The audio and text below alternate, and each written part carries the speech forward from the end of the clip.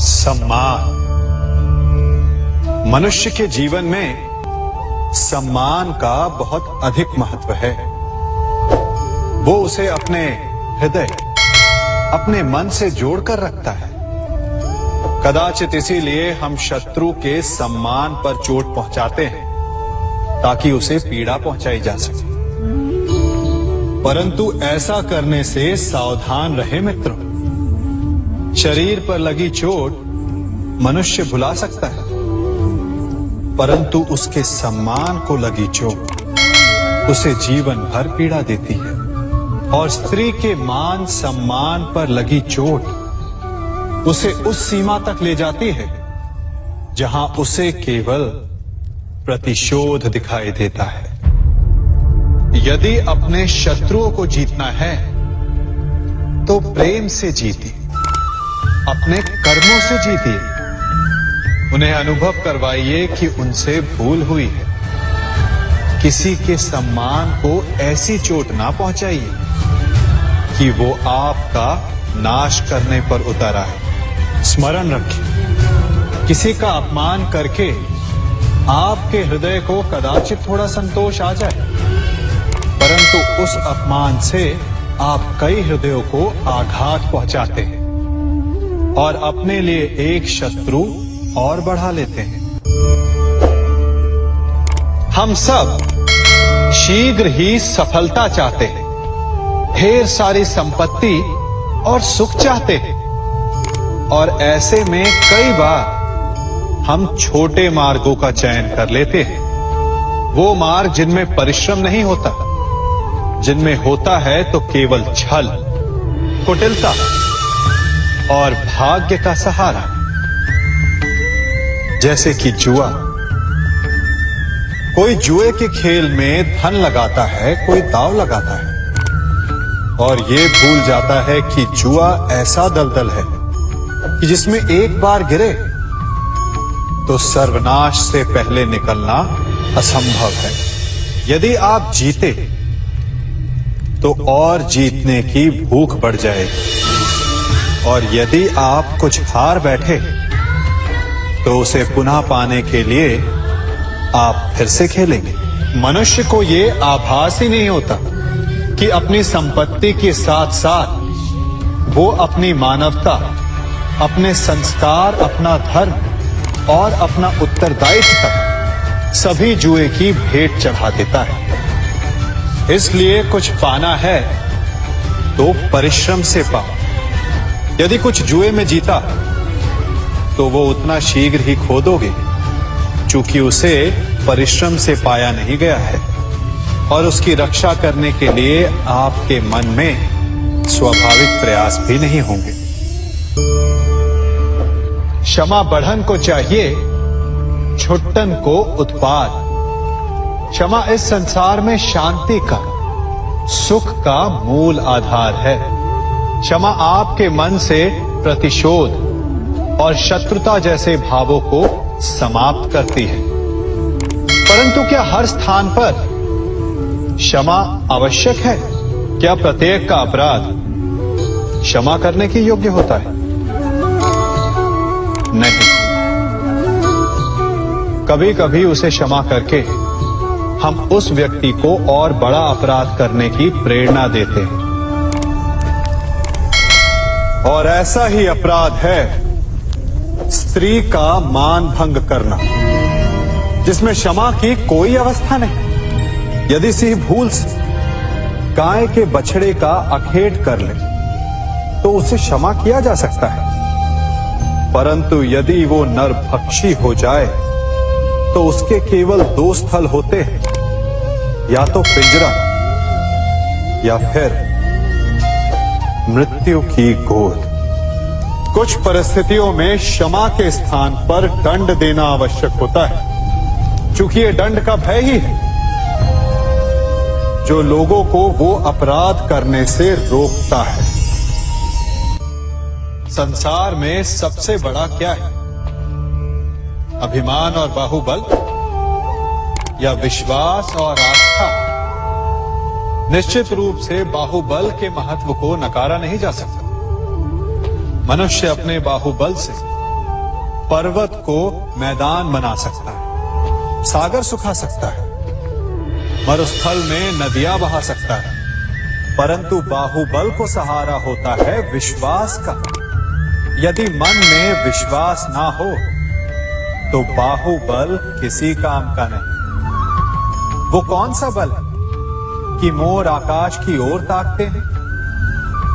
वो विश्वास ही तो है जिसके कारण वर्षा होती है और दोनों की प्यास बुझती है। परंतु जब पाप के बाहुबल का सामना धर्म के विश्वास से होता है तो बाहुबल हार जाता है और जीतता है विश्वास। विजय होती है आस्था की। यदि आप सत्य के मार्ग पर चल रहे हैं और आप अपने इष्ट में आस्था रखते हैं तो किसी भी पापी का बल आपका कुछ नहीं बिगाड़ सकता। कभी सोचा है हमारा जीवन भी उस रेत की घड़ी की भांति है?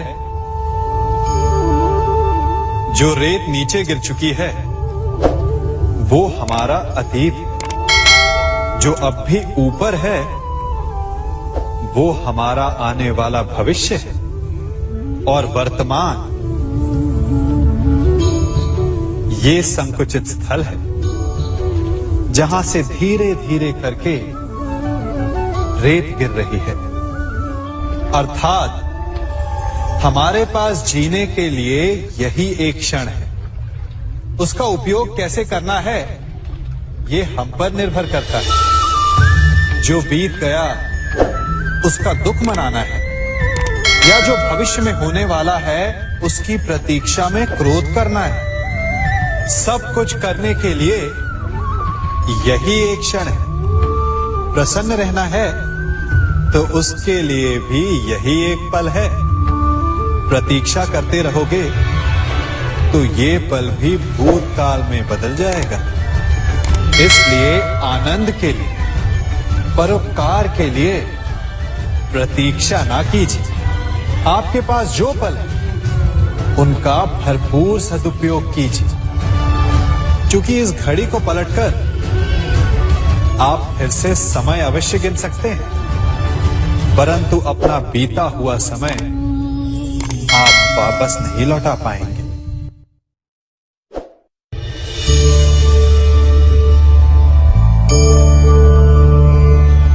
मनुष्य के जीवन में संतान का बहुत महत्व है।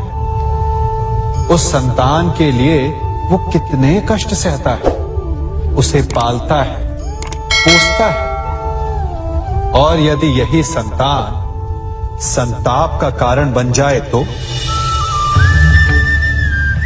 क्या ये उसका दोष है? अधिकतर ये दोष हमारे लालन पालन का होता है। बचपन में बालक के हठ को मानकर हमें आनंद की अनुभूति अवश्य होती है, परंतु धीरे धीरे अपने बालक के हठ को मानकर उसके हठ के दास हो जाते हैं। एक हठी उद्दंड और असंस्कारी संतान उस सूखे वृक्ष के समान होती है कि यदि जिसमें आग लग जाए तो वो सारे वन को भस्म कर डाले। और स्मरण रहे, जब उसमें अग्नि लगती है तो सबसे पहले वो स्वयं के घर को ही भस्म करती है। इसलिए जब आवश्यकता हो तो अपनी संतान के हठ का विरोध करें, उसे रोके, क्योंकि यदि समय रहते ऐसा ना किया गया तो भविष्य में इस समस्या के परिणाम गंभीर हो सकते हैं। प्रतिज्ञा, वचन, ये सब मनुष्य ने समाज को सही दिशा में रखने के लिए बनाए हैं। वो मनुष्य ही क्या जिसके जीवन में नियम ना हो, जिनका वो पालन ना करे, परंतु समय के साथ चलने के लिए नियमों को बदलना भी आवश्यक होता है, क्योंकि ये आज का समय ही तो है जो बीत जाने के पश्चात इतिहास बन जाएगा। यदि आवश्यकता पड़ने पर नियम और प्रतिज्ञा भंग ना की जाए, समय की मांग के अनुरूप अपनी प्रतिक्रिया ना बदली जाए, तो इतिहास हमें कभी क्षमा नहीं करेगा। आवश्यकता पड़ने पर आपकी तोड़ी हुई एक प्रतिज्ञा, एक बंधन कभी कभी पूरे मानव इतिहास को बड़े विनाश से बचा सकता है। इसलिए नियम, प्रतिज्ञा, वचन कुछ नहीं, कुछ है तो केवल समय, जिसके अनुरूप चलने वाला ही सफल हो सकता है। कभी किसी पक्षी को घोंसले की नींव बनाते देखा है? अथक परिश्रम करके तिनका तिनका बिटोर कर वो पक्षी अपना घोंसला बनाता है, अपनी संतान के लिए एक सुरक्षित घर बनाता है। और फिर कहीं से तीव्र आंधी आती है, भारी वर्षा होती है और उसका घोंसला तिनका तिनका करके बिखर जाता है। फिर वो पक्षी क्या करता है? वो रोता नहीं, ना ही विलाप करता है। वो बिना विलंब करे फिर से अपना घोंसला बनाना प्रारंभ कर देता है और सफलता पाता है। फिर हम क्यों छोटी छोटी असफलता से भयभीत होकर परिश्रम करना छोड़ देते हैं? एक बात सदा स्मरण रखिएगा, हर वृक्ष कुल्हाड़ी की एक मार से नीचे नहीं गिरता, हर चट्टान घन के एक प्रहार से नहीं टूटती। सफलता पाने के लिए अनावरत परिश्रम करना ही मात्र एक मार्ग है। स्वीकारण, सत्य का स्वीकारण मनुष्य के लिए बहुत ही महत्वपूर्ण है। जब तक मनुष्य सत्य को स्वीकार नहीं करता, उसे असत्य से लड़ने की शक्ति प्राप्त नहीं होती। जब आप भोजन करते हैं तो क्या होता है? आपका पेट स्वीकारता है कि वो भर चुका है और आप भोजन करना बंद कर देते हैं। जब आपको निद्रा आती है तो क्या होता है? आपका मन स्वीकारता है कि आपका शरीर थक चुका है और उसे विश्राम की आवश्यकता है। उसी प्रकार जब आपको किसी व्यसन को रोकना हो तो आपको स्वीकारना पड़ता है कि बहुत हो चुका, चाहे वो लालच हो या मदिरापान। उस व्यसन का त्यागना तभी प्रारंभ होता है जब आप ये स्वीकार कर लेते हैं कि आप उस व्यसन के बंधन। संसार का सबसे बड़ा पाप क्या है? असत्य बोलना, हत्या कर देना, चोरी करना या किसी का अपमान करना। संसार का सबसे बड़ा पाप है किसी निर्बल को सताना, और संसार का सबसे बड़ा दंड भी उस निर्बल के मुख से निकली हाय है। आप देख रहे हैं मैं क्या कर रहा हूं? मैं लौह पिघला रहा हूं और ये लौह पिघलता है इस चमड़ी की बनी धूनकी से निकली हवा से। तनिक सोचिए, एक मृत पशु की खाल से बनी धूनकी इतने कठोर लोहे को भस्म कर सकती। ठीक उसी प्रकार आप चाहे जितने भी शक्तिशाली क्यों ना हो, यदि आपने किसी निर्दोष, किसी निर्बल को सताया तो उसके मन से निकली हाय और उसका श्राप आपके जीवन को भस्म कर सकता है। स्वर्ण, सज्जन पुरुष और परोपकारी मनुष्यों की गति एक समान होती है। यदि स्वर्ण टूट जाए तो उसे गर्म करो, ताप दो, पिघलकर वो फिर से जुड़ जाता है। ठीक उसी प्रकार मतभेद होने के पश्चात भी एक सज्जन पुरुष और महान पुरुष फिर से मित्र बन जाते हैं। परंतु दुर्जन दुष्ट माटी से बने लोग उस पके हुए मटके के समान होते हैं कि जिनमें यदि एक बार दरार आ जाए तो वो स्वयं ही स्वयं का सर्वनाश कर लेते हैं। इसलिए मित्रता केवल सज्जनों से ही करें ताकि मतभेद ना हो। दुष्टों का समूह अपना नाश स्वयं ही कर लेता है। यदि कोयले की खान में जाओ तो चाहे जितनी भी सावधानी बरतो, अपने वस्त्रों पर कालिख लग ही जाती है। इसलिए दुष्ट मित्रों से सावधान। सज्जन शत्रु प्रत्येक परिस्थिति में श्रेष्ठ है।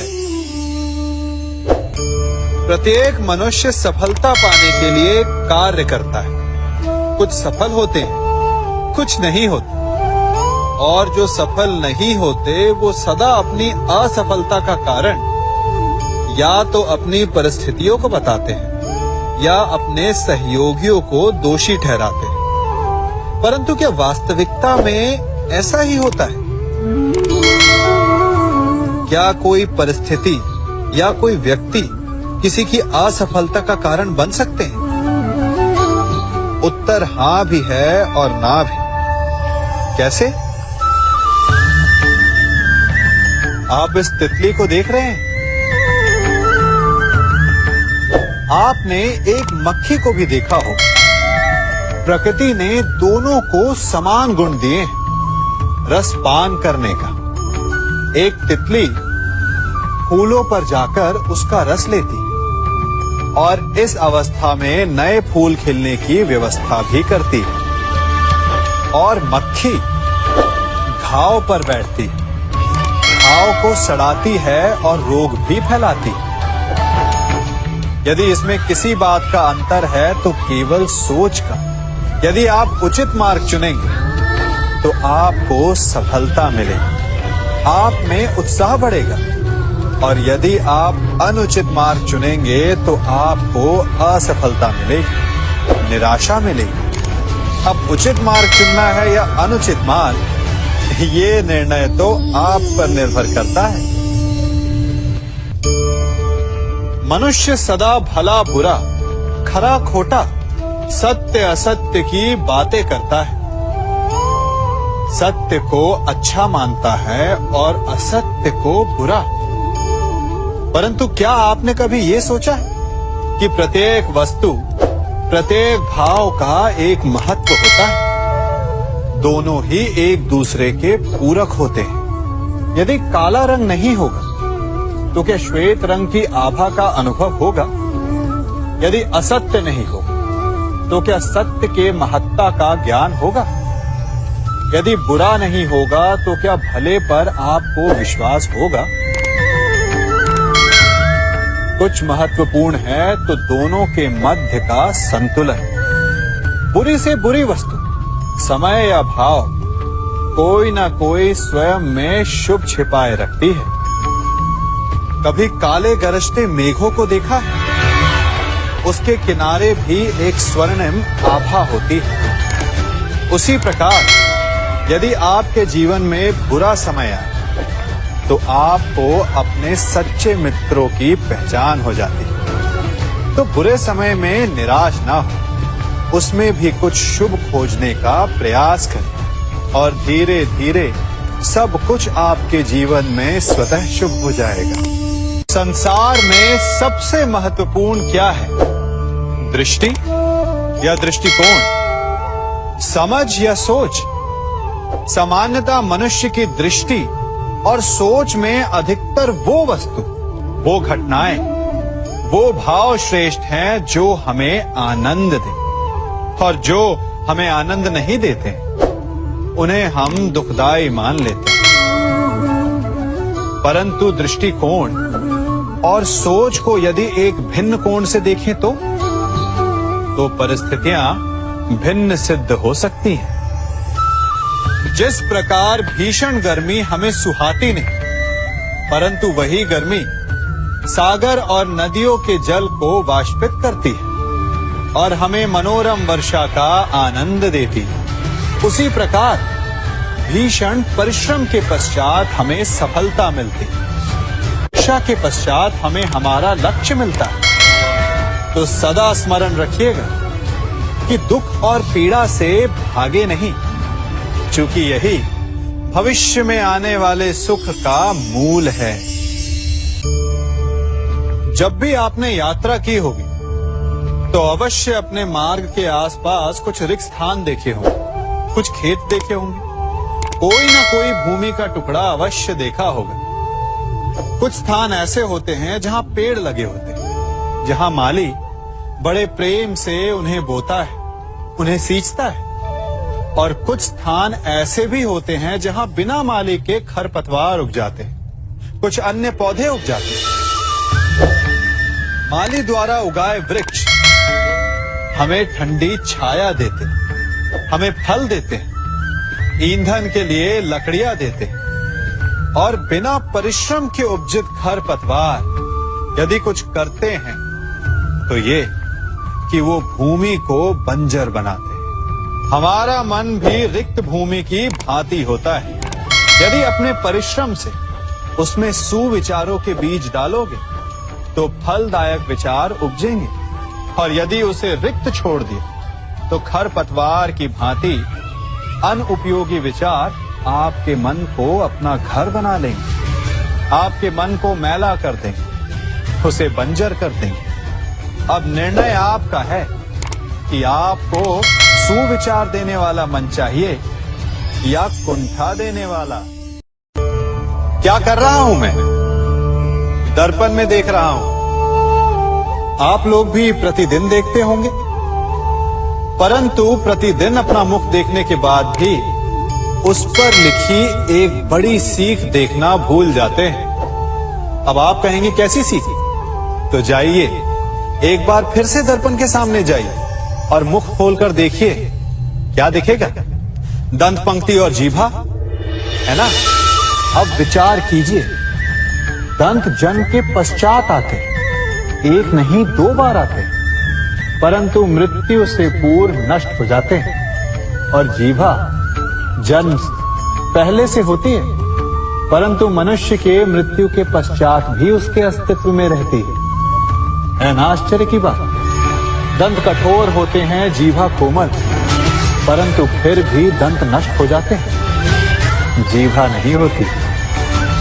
यही रहस्य है कि हठी और कठोर लोग शीघ्र नष्ट होते हैं और कोमल लचीले आवश्यकता के अनुसार स्वयं में परिवर्तन ला सकने में सक्षम लोगों का ही अस्तित्व रहता है।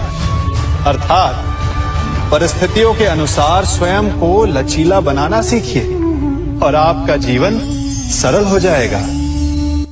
संबंध एक सहारा होता है जीवन का, और संबंधी वो होते हैं जिनसे आवश्यकता पड़ने पर सहायता मांगी जा सके, जिन पर विश्वास किया जा सके कि बुरे समय में वो हमारे काम आएंगे। कभी ऐसा भी हुआ होगा कि आपके पास कोई सहायता मांगने आया, या ऐसा भी हो सकता है कि आप किसी के पास सहायता मांगने गए हैं। परंतु प्रश्न ये उठता है कि क्या केवल किसी के मंतव्य में उसकी सहायता इसीलिए कर देनी चाहिए क्योंकि वो आपका संबंधी है? अब आप कहेंगे कि ये कैसा प्रश्न हुआ? तनिक सोचिए, एक अस्त्र बनाने वाला जब अस्त्र बनाता है तो ये अस्त्र किसको देना है उसका अधिकार उसी के पास होता है। वो चाहे तो ये अस्त्र किसी को भी दे सकता है, वो एक सैनिक को भी दे सकता है या एक डाकू को भी, और यही अस्त्र 2 भिन्न कार्य कर सकती है। यदि डाकू के हाथों में आ गई तो उसका भय दिखाकर वो लोगों को लूटेगा, निरपराधों का रक्त बहाएगा। सहायता करने वाले की भी अवस्था ऐसी ही होती है। इसलिए किसी की सहायता करने से पूर्व ये विचार कर लेना आवश्यक है कि किसे क्या, कब और कितनी सहायता देनी चाहिए कि उसका दुरुपयोग ना हो। यदि आपकी सहायता से कोई अधर्म हुआ तो उसके उत्तरदायी आप ही होंगे। जीवन में कई बार ऐसे अवसर आते हैं कि आप लोगों से मिलने जाते हैं और उनसे कुछ आकांक्षाएं भी रखते हैं, और कई बार जीवन में ऐसे अवसर भी आते हैं कि लोग आपसे मिलने आते हैं। इसलिए अतिथियों का सम्मान करने से पूर्व सदा कुछ बातों को स्मरण रखना आवश्यक होता है। यदि कोई आपके पास मिलने आता है तो उसके 3 कारण हो सकते हैं। पहला कारण होता है भाव, दूसरा अभाव और तीसरा प्रभाव। तो जैसा अतिथि उसको वैसा ही सम्मान दे।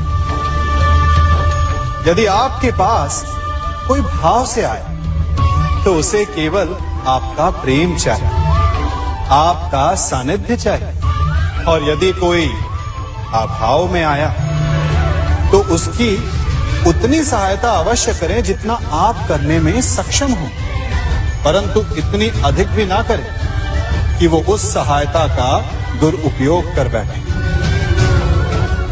और यदि कोई प्रभाव में आया तो स्वयं पर अभिमान ना करें, क्योंकि कभी ना कभी जीवन में आप भी भाव, अभाव और प्रभाव के चक्रव्यूह में फंस सकते हैं।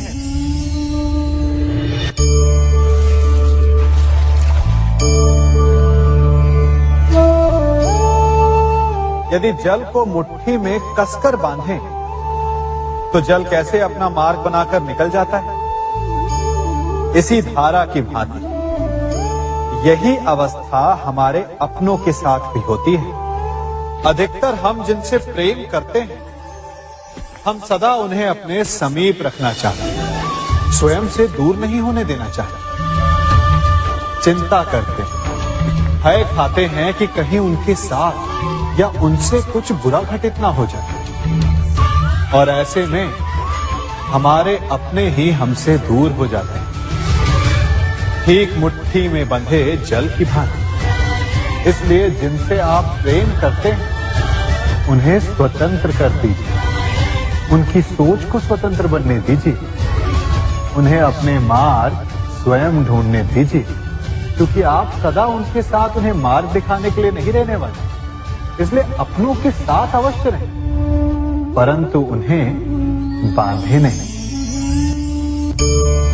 जन्म के पश्चात बालक जब पहली बार अपने नेत्र खोलता है तो उसका मन उत्सुकता से भरा होता है कि ये संसार क्या है, उसे क्या दिख रहा है।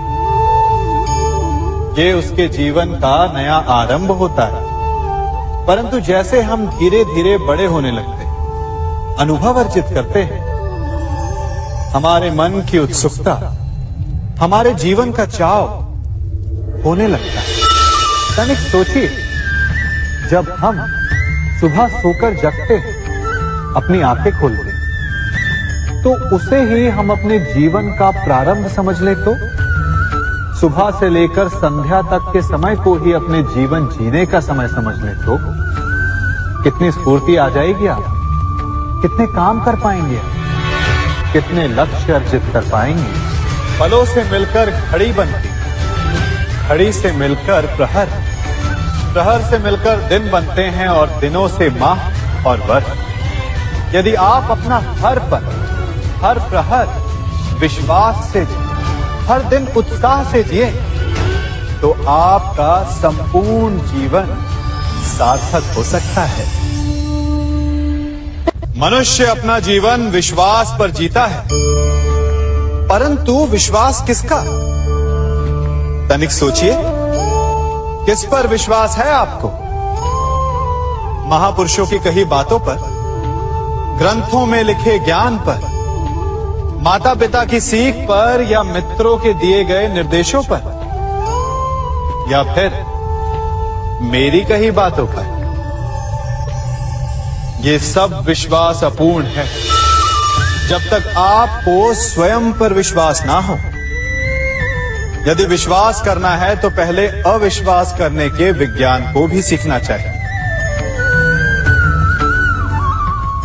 आप किसी की बातों पर विश्वास न करें, आप अपने मन से पूछें, अपनी अंतर आत्मा से प्रश्न करें, और जो उत्तर मिलेगा वही सबसे उचित होगा।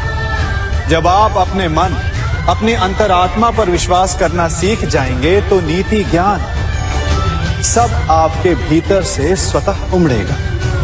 और यदि आप स्वयं पर ही विश्वास ना कर पाए तो धर्म ग्रंथों में लिखे श्लोक, महापुरुषों की वाणी माता पिता की सीख या मित्रों का निर्देश कोई भी लाभ नहीं दे पाएगा। एक पिता होने के नाते आप अपनी संतान के लिए क्या करते हैं? उसके लिए बहुत सारी सुविधाएं जुटाते, बहुत सारा धन कमाते है ना? और क्या आपको ऐसा लगता है कि यही उचित है आपकी संतान के लिए? इस पंछी को देख रहे हैं? यह भी संतान को जन्म देता है, उन्हें पालता है, पोसता है, उड़ना सिखाता है और भोजन का प्रबंध भी करना सिखाता है। परंतु उनके बड़े हो जाने के बाद उनके लिए अलग से घोंसला नहीं बनाता। क्यों? क्योंकि यदि इसने संतान को सब कुछ करके दे दिया तो संतान क्या करेगी? वो अपनी संतान को तब तक भोजन कराता है जब तक उसकी संतान स्वयं भोजन का प्रबंध करने में सक्षम नहीं हो जाती। और उसका लाभ यह मिलता है कि उसी की भांति उसकी संतान आत्मनिर्भर बनती है। इसलिए अपनी संतान को उतनी ही सुविधाएं दें जितनी आवश्यक है। मोह को त्यागें। आपका उनसे मोह उन्हें कभी आत्मनिर्भर नहीं बनने देगा। अपनी संतान को कर्म करना सिखाइए। यदि आपकी संतान कर्म करना सीख गई तो वो धन स्वयं कमा लेगी। और यदि वो आलसी, अकर्मण्य बन बैठे तो आपके संचित धन का भी नाश कर देगी। संसार में सबसे बड़ा संबंध कौन सा है? अब आप पूछेंगे कि यह कैसा प्रश्न हुआ? इसका उत्तर तो बड़ा सरल है, यही ना? परंतु इस प्रश्न के भी कई उत्तर हैं। कोई कहेगा माता और पुत्र का संबंध, तो कोई कहेगा पिता पुत्री का संबंध, तो कोई पति पत्नी का, और तो कोई भक्त और भगवान का संबंध। परंतु तनिक गहराई से देखेंगे तो पाएंगे कि ये सारे संबंध या तो जन्म से जुड़े होते हैं, या समाज में बना दिए जाते हैं, या फिर किसी आकांक्षा के चलते बनते हैं। तो सबसे बड़ा संबंध कौन सा होता है? उलझ गए ना? सबसे बड़ा संबंध होता है मित्रता का, क्योंकि मित्र हम स्वयं चुनते हैं, जिसमें ना कोई आकांक्षा होती है, ना ही कोई स्वार्थ छिपा होता है। यदि कुछ होता है तो केवल साथ का आनंद। अपने बीते दिनों को स्मरण कीजिए। जब आप घर से बाहर निकलते होंगे तो सबसे पहले किसका स्मरण होता था? मित्र का। परंतु जैसे जैसे मनुष्य बड़ा होता जाता है, सफल होता जाता है, मित्र छूटते जाते हैं और फिर वो अपनी आय, अपने जीवन के स्तर के अनुसार मित्रता करने लगता है।